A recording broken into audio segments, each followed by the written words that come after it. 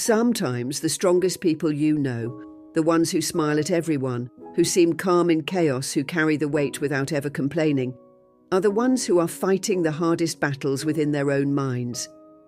We live in a world that rarely stops moving, where one piece of bad news, one failure, one unexpected change can shake everything we've built. And yet, there are those few who remain unshaken, not because life is easier for them, but because they've trained their minds to be still, even when everything else is falling apart. This kind of strength isn't born overnight. It's not about being cold or detached. It's about being grounded. And that's exactly what the Buddha taught. He didn't promise that life would be free from loss or pain, but he did reveal a path, a practice, a way to train the mind until it cannot be broken by the outside world. In this video, we're not chasing temporary motivation. We're building something far deeper. You're going to learn timeless Buddhist teachings, simple yet powerful principles that help you return to yourself when the world tries to pull you apart.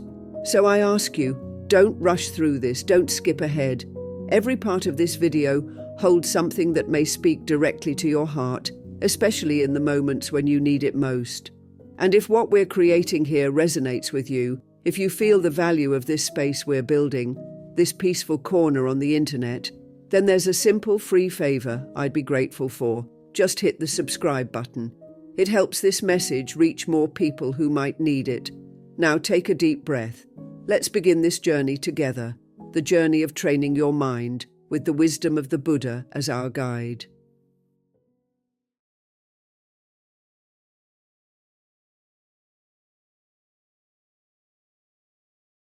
There's something quietly painful about pouring your heart into something, only to watch it fall apart.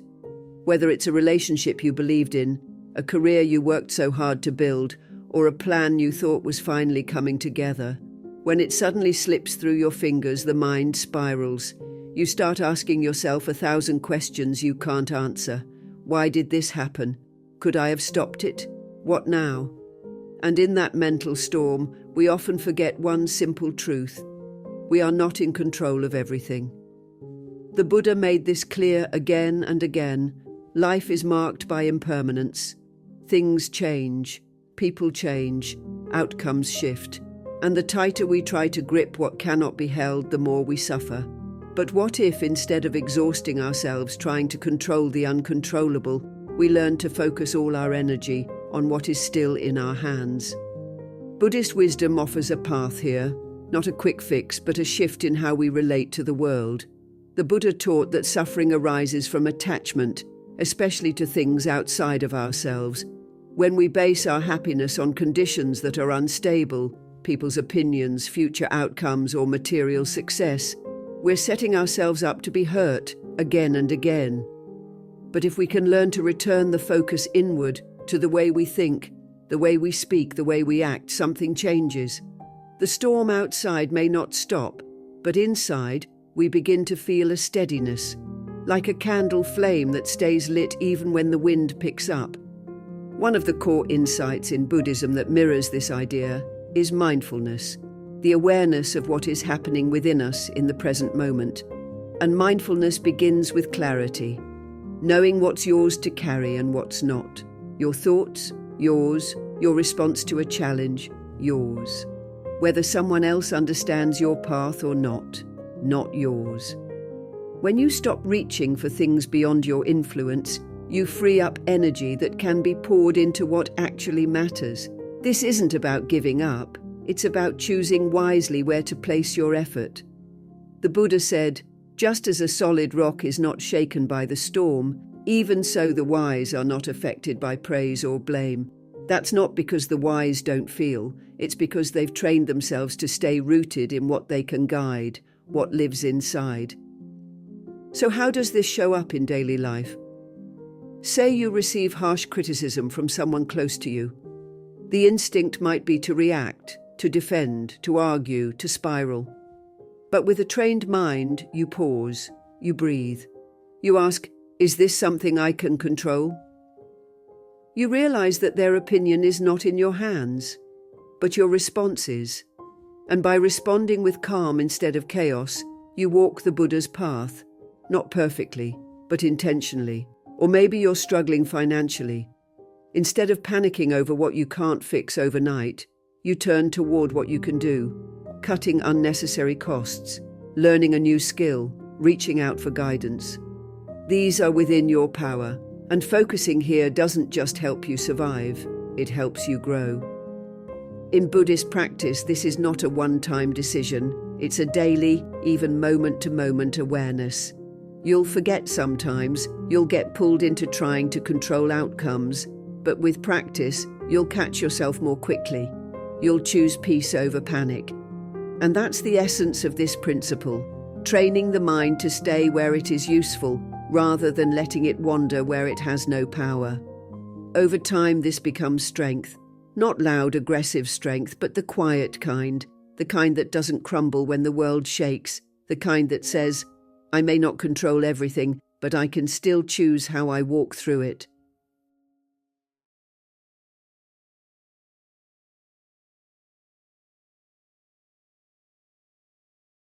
Most people go through life hoping things will go according to plan, wishing for ease, craving comfort, waiting for everything to finally make sense. But the Buddha didn't teach us to rely on life being smooth. In fact, he taught us the opposite. Life is unpredictable, people will disappoint you, circumstances will change, even your own thoughts and emotions will rise and fall like the tides. And if your peace depends on everything going your way, you'll be at the mercy of things you can't control.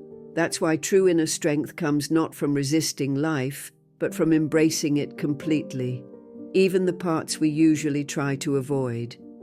The Buddha spoke often of equanimity, what he called upekkha, a calm, unshaken mind that doesn't cling to pleasure or resist pain.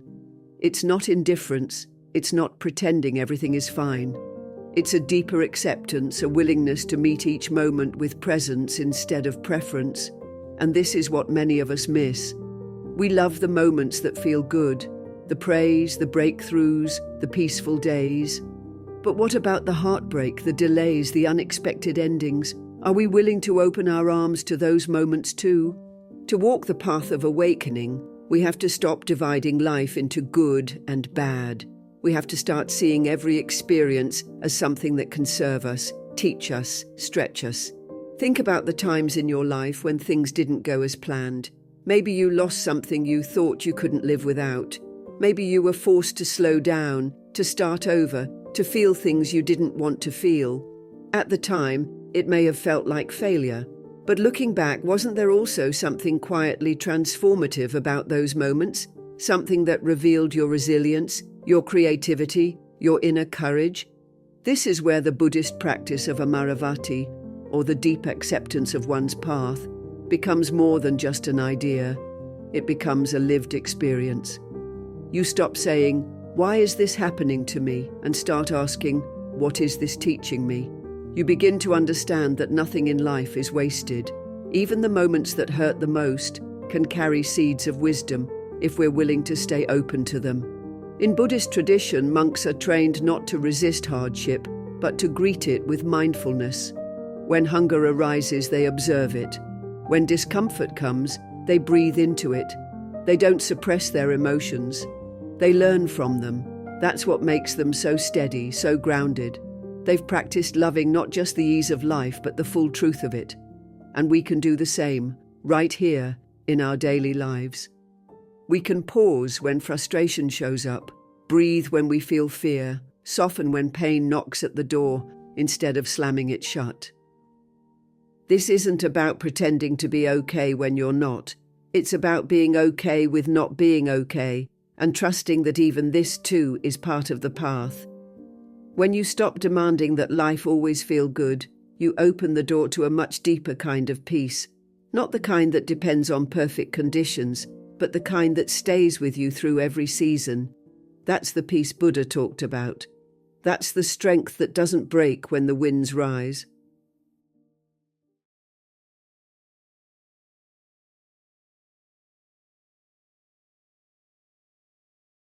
There's a quiet tragedy in how quickly we forget the things we once prayed for. That job you now complain about, you once stayed up all night hoping to get it. That person you argue with, There was a time their presence made your heart feel full. That phone in your hand, the warm bed, the working body, they've all become so familiar we stop seeing them. And then one day, something breaks, something disappears, and suddenly we remember just how much it meant. But by then, it's gone. The Buddha often reminded his followers of the impermanent nature of all things, not to scare them, but to help them live more deeply, more fully, and more awake. And one of the most powerful ways to do that is to reflect regularly on loss. Not to dwell in sadness, but to build a deeper sense of appreciation. This is the heart of a practice in Buddhism called Maranasati, mindfulness of death. And it includes visualizing the possibility of losing what we now take for granted. You might think that imagining worst-case scenarios is just feeding anxiety, but it's actually the opposite. It's not about catastrophizing, it's about preparing. It's about facing the truth that nothing is truly ours, not our possessions, not our titles, not even the people we love. Everything we hold is borrowed, and one day everything will return to where it came from. When you embrace that, not intellectually, but emotionally, you stop clutching at life and start holding it gently. The Buddha didn't ask us to fear death or loss. He asked us to wake up to life while we still have it, because once you do that, even ordinary moments become sacred. A quiet meal becomes a blessing. A walk outside becomes a miracle. A simple conversation becomes something you hold with both hands. Let's say your phone was lost today. Would your mood spiral? Would you be overwhelmed by panic or frustration? Now let's rewind.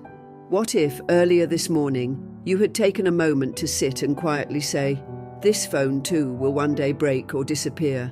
Not in a dramatic way, but just with calm awareness. Then when the moment came, it wouldn't feel like a shock. It would feel like something you had already gently prepared for. That doesn't mean you wouldn't feel disappointment, but your mind wouldn't crumble. That's the difference between being caught off guard and being grounded in mindfulness. The practice of negative visualization in Buddhism doesn't teach you to detach from love or joy. It teaches you how to hold joy without fear of loss.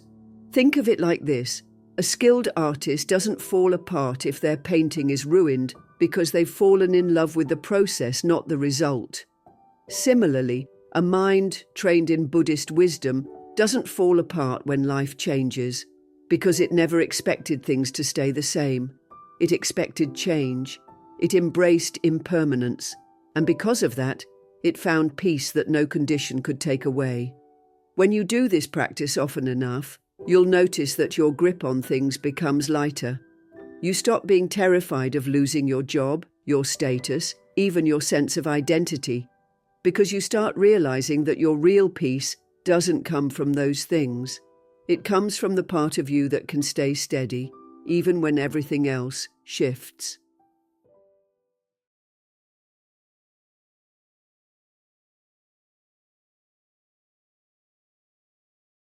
Some of the most life-changing moments don't begin with answers. They begin with interruptions. You're walking along your path, doing what feels right, and then suddenly, something blocks your way. A door slams shut. A plan unravels. A job disappears. A person walks away. And in that moment, it's easy to believe that life is working against you. It feels like punishment, like failure, like the universe has made a mistake. But according to the Buddha, these moments are not mistakes, they are teachers.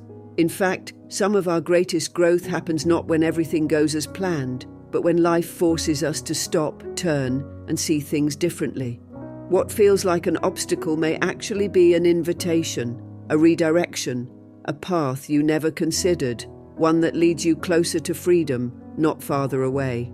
Buddhism teaches us to look deeply into the nature of our suffering, not to escape it, but to understand it. When things don't go our way, we often respond with blame, blaming others, blaming ourselves, blaming fate. But the Buddha didn't teach blame. He taught observation. He encouraged us to sit with the pain, to observe the craving or clinging that's underneath it, and to see what lesson it holds. The obstacle, he said, is not the problem. Our relationship to it is. The moment we stop labeling every difficulty as bad and begin asking, what is this trying to show me? That's when the transformation begins. That's when we stop reacting blindly and start responding with wisdom. And let's say you've been working hard on something, maybe a relationship, a career path, or a personal goal. And suddenly it falls apart. You feel stuck. The mind starts spinning. Why did this happen? What did I do wrong? But instead of spiraling, what if you paused and took a breath? What if you saw this not as a dead end, but as a hidden turn?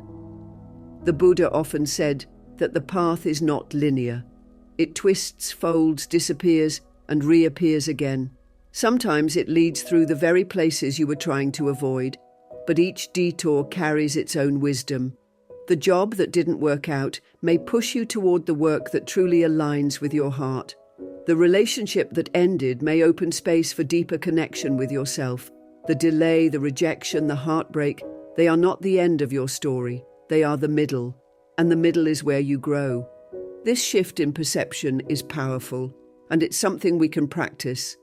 The next time something doesn't go your way, instead of asking, why me, try asking, what now? Don't shut down, open up. Don't collapse into self-pity, get curious. In Buddhism, this is called vipassana, insight. It's the wisdom that arises when we stop resisting reality and start examining it. That doesn't mean you have to enjoy every struggle or pretend to be happy about it. It just means you learn to see it clearly, without the fog of judgment. And when you see clearly, you start to move differently. You stop being a victim of your life and become a student of it. Think of a lotus flower. It's one of the most sacred symbols in Buddhism, not just because of its beauty, but because of where it grows, in muddy, murky waters. The mud is not the enemy of the lotus, it is its nourishment. Without the mud, there is no flower, and it's the same with us. The obstacles we face, the delays, the failures, the hard lessons, are the mud that shapes our spirit. We don't grow in spite of them, we grow through them. So the next time life blocks your way, don't panic, don't turn back, step closer. There might be a door hidden in that wall. There might be a new beginning, dressed as an ending.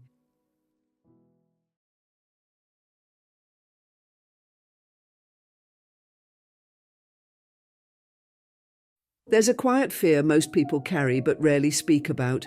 The fear of losing the life they've grown used to. The comfort of a daily routine. The small pleasures that feel like necessities, the security that comes from knowing what to expect. We cling to these comforts, sometimes without even realizing it, and our minds become soft, not weak, but untested. Then life shifts, as it always does. A sudden change, a financial hit, a physical illness, and we find ourselves shaken not just by what happened, but by how deeply we relied on what we thought we needed. But the Buddha didn't teach us to rely on things that constantly change. He taught us to rely on what does not change, our ability to meet life with clarity, strength, and peace. And one powerful way to develop that inner strength is by practicing voluntary simplicity. In Buddhist teachings, there's a beautiful reminder: contentment is the greatest wealth. That doesn't mean rejecting everything or living with nothing. It means learning to be deeply okay with less. Voluntary simplicity is a training ground. You don't wait for life to take things from you. You willingly let go of small comforts from time to time, not to punish yourself, but to free yourself from the illusion that you need more to be at peace. Siddhartha, before he became the Buddha, walked away from a palace filled with luxuries. He didn't do it out of guilt or shame. He did it because he realized that comfort alone could not answer the deeper questions of life. He saw that the mind needed to be tested, shaped, and sharpened, just like a blade needs resistance to grow strong. You don't have to give up everything to do this. That's not the point. The point is to gently challenge your habits. Skip your morning coffee for a few days, not to suffer, but to observe how strong the craving is. Walk instead of driving for a week and notice what it teaches you about presence and patience. Sleep on the floor for a night, just to remind yourself that comfort is not a requirement for rest. These little acts may seem small, but they echo deeply. They tell the mind, I am not dependent. I am capable of enduring. I am free. What's fascinating is how this practice slowly rewires your perspective. You begin to see how much you've been chasing comfort as a way to avoid discomfort. And in avoiding discomfort, you've unknowingly made your mind more fragile. But when you step voluntarily into inconvenience, something begins to shift. Your tolerance grows. Your focus sharpens. You stop being controlled by cravings. The iced milk coffee, the soft bed, the perfect playlist, they stop being needed and return to being optional joys. And that shift, that inner space, is the seed of resilience. The Buddha emphasized the middle way, not extreme indulgence and not harsh deprivation, but balance. Practicing voluntary difficulty isn't about proving how tough you are. It's about choosing challenges before they choose you. Because when life does bring real hardship, and it will, you'll already have the mental muscles to meet it. You'll have tasted simplicity and survived. You'll have gone without and remained whole, and that quiet knowing becomes your strength.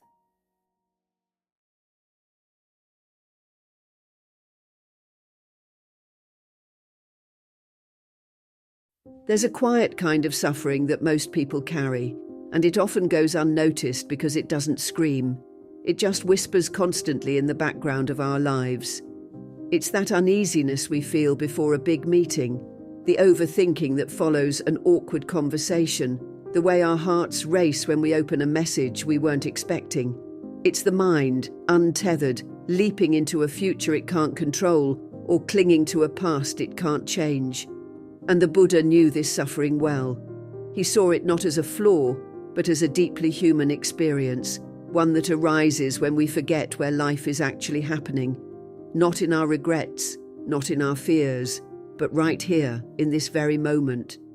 The Buddha taught that suffering begins when we abandon the present, when we allow the mind to drift endlessly between what was and what might be. We lose touch with the only space where we have power, now. In the Pali Canon, one of the core teachings is this simple instruction, Ekayana Magga, the direct path. And this path always begins with mindfulness. Not mindfulness as a trendy word, but as a gentle, continuous returning to the present. When you are here, really here, you're not just existing, you're living with awareness. You're not just reacting, you're responding. And this presence, it's the foundation of an unshakable mind. But let's be honest, most of us aren't naturally good at staying in the moment. Our modern world is designed to pull us away from it. Notifications buzzing, calendars packed, 100 worries playing in the background of our thoughts like music we didn't choose. And the mind, like a restless monkey, jumps from thought to thought, future to past, hope to fear. That's why mindfulness isn't something that happens to us. It's something we practice, it's something we train. Just like the body becomes stronger with consistent effort, the mind becomes calmer and more centered through regular practice. So how do we begin? Start small. Start with the breath. Noticing your inhale and exhale isn't just about relaxation. It's about reconnecting with the body, with presence, with what is real. When your mind starts spinning with anxiety about tomorrow, gently bring it back to the breath, not by forcing, but by guiding, like a loving friend returning a child to safety. In Buddhism, this is called anapanasati, mindfulness of breathing. The Buddha taught that through the breath we can calm the body, clarify the mind, and see things as they truly are. Every breath is an anchor. Every moment of awareness is a step toward peace. And this doesn't only apply to formal meditation. Presence can be practiced in daily life, in your morning walk, in the way you wash a cup, in the pauses between conversations. When you eat with your full attention. When you listen, really listen without preparing your reply in advance. This kind of deep presence is rare in the modern world, and it's exactly why it's so powerful. It's not flashy, but it's transformational. And the more we train ourselves to come back to now, the less we are thrown around by every thought, every fear, every imagined scenario. we start to see that so many of our struggles don't come from what's happening, but from our resistance to it. The Buddha didn't offer us escape. He offered us awakening. He showed us that the present moment, no matter how simple, is sacred, and within it lies everything we need: clarity, calm, and connection. When we truly live in the present, we no longer fear what's to come or mourn what's been lost. We simply are. And in that being, we find a peace that cannot be shaken, not by success, not by failure, not even by loss, because we are here, and here is enough.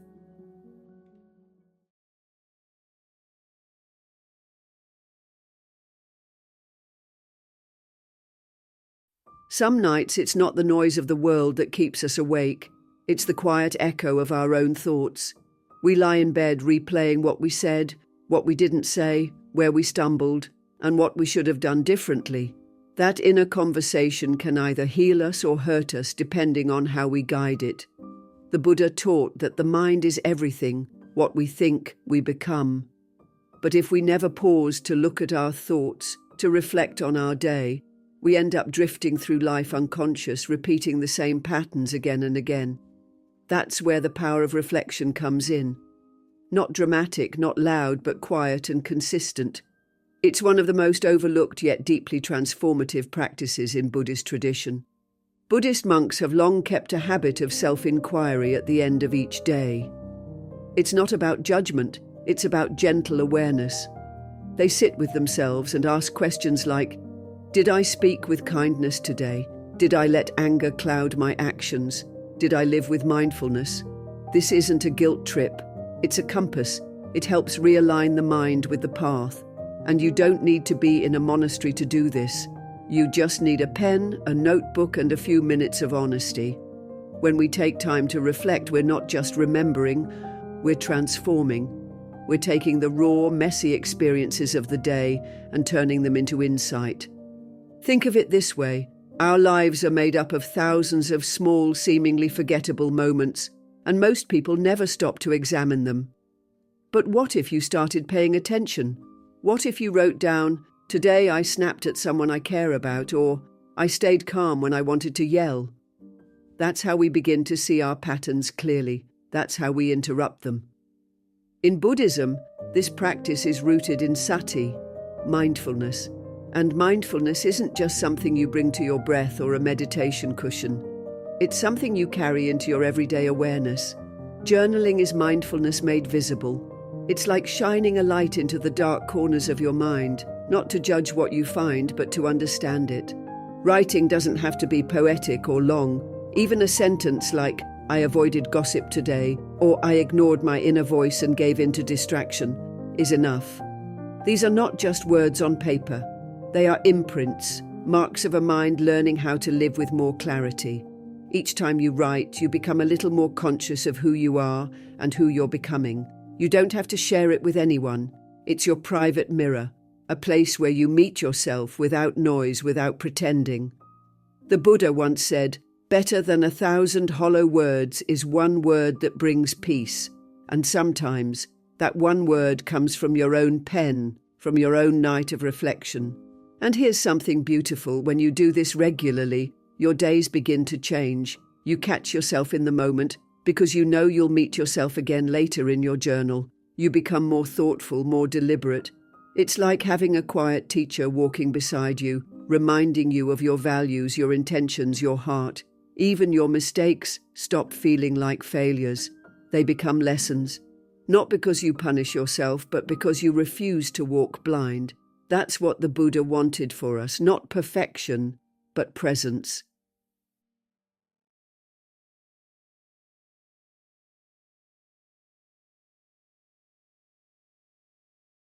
There's a strange thing that happens when you start to really understand how short life is, not just intellectually, but in your bones.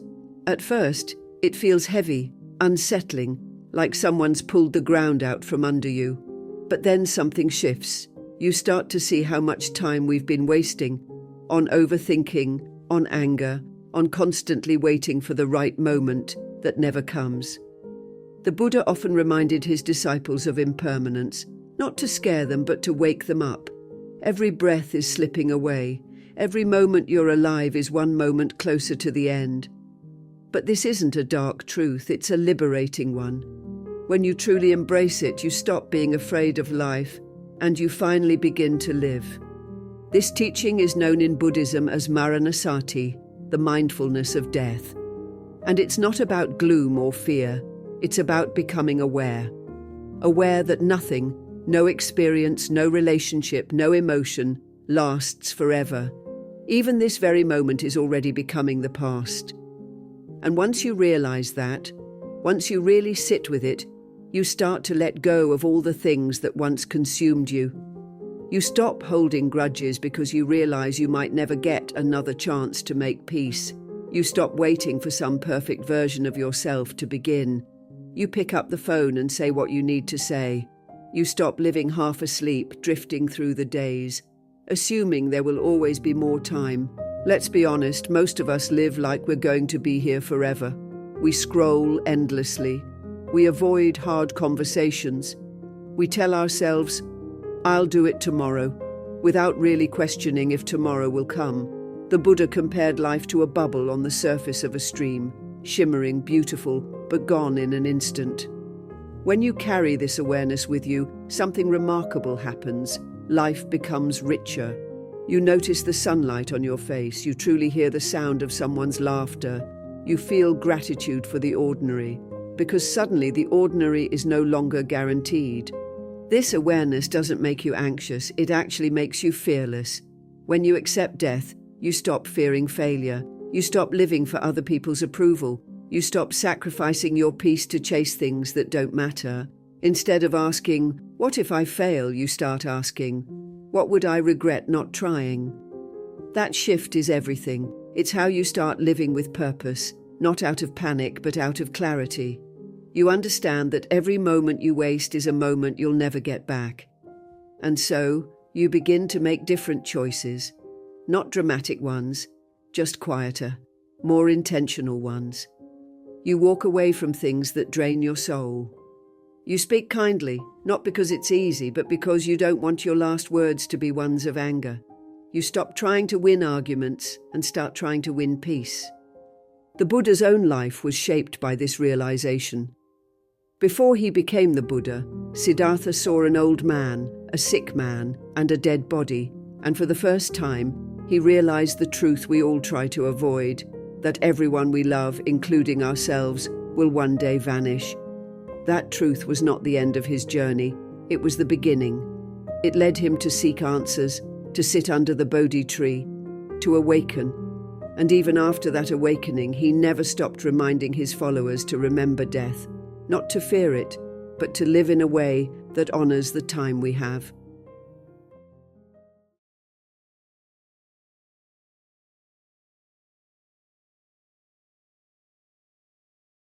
There's a quiet kind of pain that comes from knowing you compromised who you are just to be accepted or to achieve something faster. Maybe you said yes when you wanted to say no. Maybe you exaggerated the truth to make yourself look better. Or maybe you stayed silent when your heart told you to speak. The world often teaches us that winning, reaching the top, getting more, being seen, is what matters most. But the Buddha's path gently reminds us that how we walk is far more important than where we end up. In a time when everything is measured in likes, status, or wealth, it takes real courage to stay true to your values.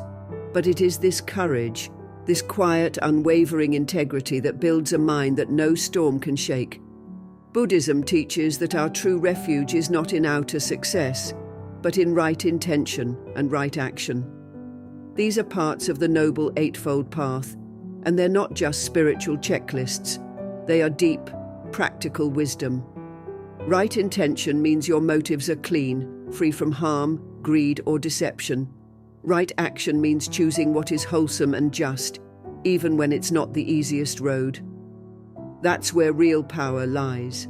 Not in controlling outcomes, but in mastering your inner compass so that no matter what happens outside, whether you succeed or fail, you know you stayed in alignment with your truth. Think about it. Anyone can follow the crowd. Anyone can take the shortcut, especially when the pressure builds. But what the Buddha encouraged was mindfulness, not just in meditation, but in each decision we make.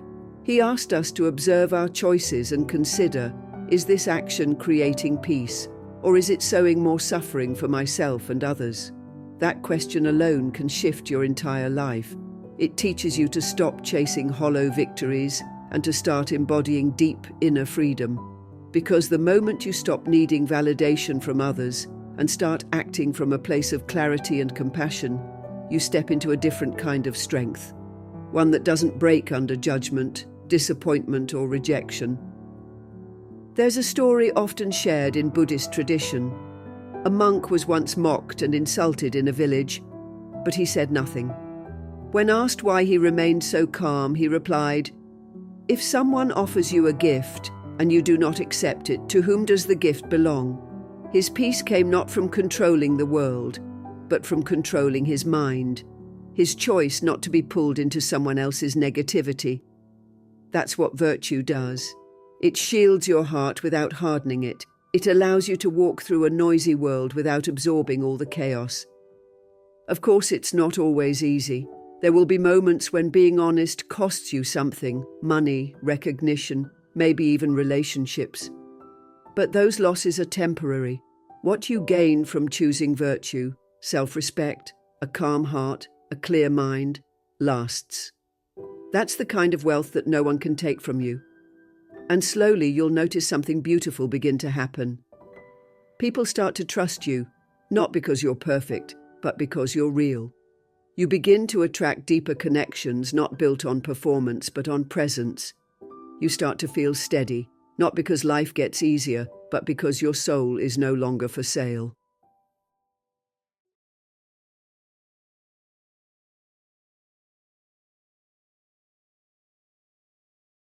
There's something that quietly changes inside you the moment you stop seeing yourself as separate from the world around you. That shift doesn't come with loud revelations or dramatic breakthroughs. It comes in silence when you realize that your pain isn't just yours alone, that your breath is the same breath every living thing is taking, and that your journey is one thread in a much greater tapestry. In the teachings of the Buddha, this deep sense of connection is not just a beautiful idea, it's a transformative understanding. The Buddha often reminded his disciples that nothing arises independently. Everything exists because of causes and conditions. We are not isolated islands, we are part of an ocean, interconnected, interdependent, inseparable. And this understanding, it holds the power to change the way you suffer, the way you see others, and ultimately the way you live. There's a word for this principle in Buddhism, interbeing. It means we don't stand alone. The tree gives us breath, the sun warms our food, the kindness of a stranger may save us on our worst day, and even the suffering we feel has been felt by millions before us. The Buddha didn't teach us to withdraw from life, but to see more clearly into it. When your heart feels heavy and the world feels too much, often it's because the mind has shrunk into a tight, isolated space, a self-centered lens that says, "Why me? Why now?" But when you zoom out and remember, I am not the only one struggling, others carry burdens too, something softens. Compassion begins to grow. Not just for others, but for yourself too. Think about the times when you felt most broken. What helped you through it? Was it just your own strength? Or was it a conversation, a warm glance, a shared silence with someone who understood? That's the power of sympatheia, of seeing yourself as part of a larger whole. Buddhism teaches that when we suffer, it's often because we cling too tightly to the idea of I, me, mine. But when we loosen that grip, we start to see that our joys and sorrows, our gains and losses are not isolated events. They're waves in a much larger ocean. You begin to sense that the universe is not working against you, it's unfolding through you. This is why acts of kindness, no matter how small, hold so much weight in Buddhist practice. When you help someone, you're not doing charity. You're recognizing that their suffering is your suffering. When you smile at a stranger, when you hold space for someone's grief, when you forgive instead of retaliate, you're not being noble, you're being real.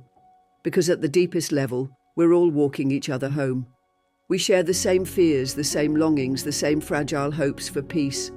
The Buddha encouraged us to cultivate metta, or loving kindness, not just for friends and family, but for all beings. Why?